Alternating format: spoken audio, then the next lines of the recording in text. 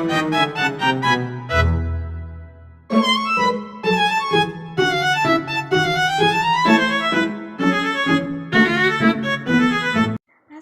warahmatullahi wabarakatuh. Perkenalkan, nama saya Maharani Salsabila Abadi, mahasiswa Fakultas Hukum Universitas Bhayangkara Jakarta Raya.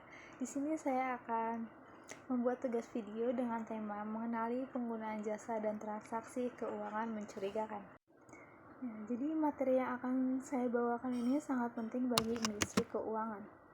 Kenapa sangat penting? Karena dapat membantu kita mencegah kejahatan keuangan dan meningkatkan keamanan. Saya akan memulai dari pengertian transaksi keuangan mencurigakan. Transaksi keuangan mencurigakan adalah transaksi yang tidak bisa atau tidak sesuai dengan pola transaksi normal yang dapat menimbulkan kecurigaan tentang kemungkinan terjadinya tindak pidana pencucian uang atau pendanaan terorisme. Sekarang mari kita mulai dengan memahami prinsip mengenali penggunaan jasa. Prinsip mengenali penggunaan jasa adalah langkah penting dalam mencegah kejahatan keuangan. Kita perlu mengetahui siapa pengguna jasa dan apa tujuan mereka menggunakan jasa keuangan. Selain itu, kita juga perlu memverifikasi identitas pengguna jasa untuk memastikan bahwa mereka adalah orang yang benar-benar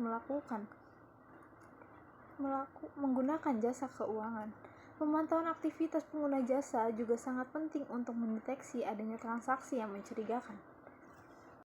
Pentingnya dari verifikasi identitas pengguna jasa adalah untuk mencegah kejahatan keuangan. Dengan memverifikasi identitas, kita dapat memastikan bahwa pengguna jasa adalah orang yang benar-benar menggunakan jasa keuangan dan bukan orang yang berniat jahat.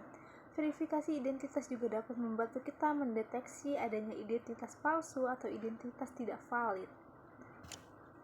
Transaksi keuangan mencurigakan mempunyai beberapa ciri-ciri, yaitu antara lain yang pertama ada transaksi besar, transaksi yang melibatkan jumlah uang yang besar dan tidak biasa.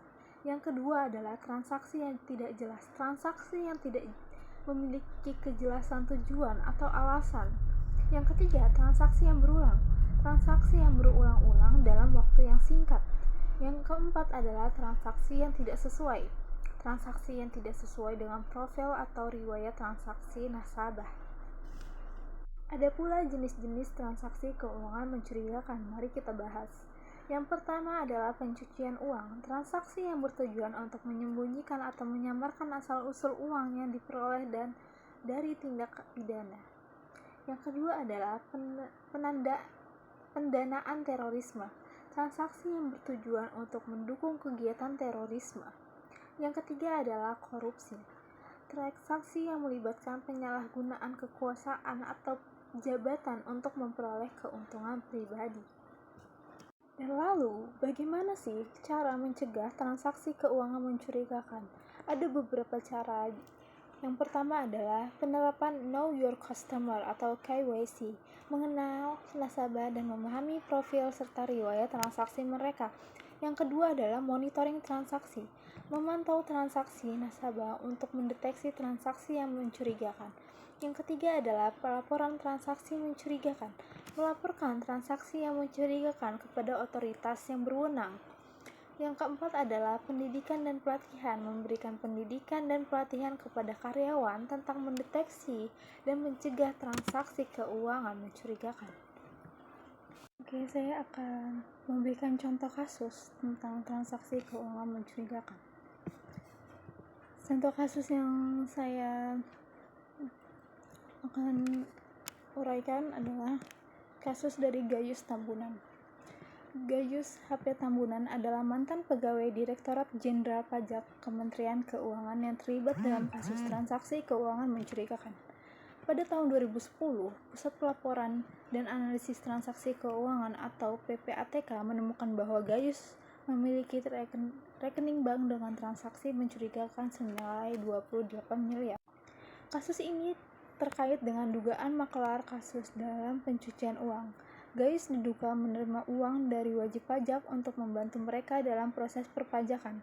Selain itu, Gayus juga diduga memiliki rekening bank yang tidak sesuai dengan profilnya sebagai pegawai negeri. PPATK menemukan bahwa Gayus memiliki beberapa rekening bank yang digunakan untuk melakukan transaksi keuangan mencurigakan. Rekening-rekening tersebut digunakan untuk menerima dan mengirimkan uang dalam jumlah yang besar, baik dalam mata uang rupiah maupun valuta asing. Di dalam kasus Gayus Tambunan ini menunjukkan bagaimana pentingnya peran PPATK dalam mendeteksi dan mencegah transaksi keuangan mencurigakan.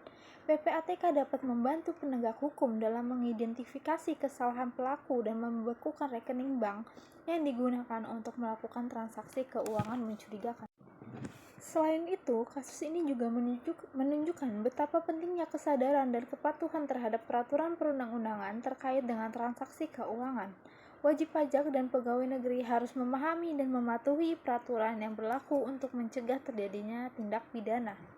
Dalam kasus ini, Gayus Tambunan telah divonis hukuman penjara karena terbukti melakukan tindak pidana korupsi dan pencucian uang. Kasus ini juga berdampak pada reputasi Kementerian Keuangan dan Direktorat Jenderal Pajak, serta menimbulkan kesadaran dan pentingnya transparansi dan akuntabilitas dalam pengelolaan keuangan negara. Dengan demikian, kasus Gayus Tambunan dapat menjadi pelajaran bagi kita semua terkait pentingnya kesadaran dan kepatuhan terhadap peraturan perundang-undangan terkait dengan transaksi keuangan, serta pentingnya peran PPATK dalam mendeteksi dan mencegah transaksi keuangan mencurigakan. Demikianlah materi tentang mengenali penggunaan jasa dan transaksi yang mencurigakan. Saya harap Anda semua telah memahami prinsip mengenai penggunaan jasa dan mengidentifikasi transaksi keuangan mencurigakan.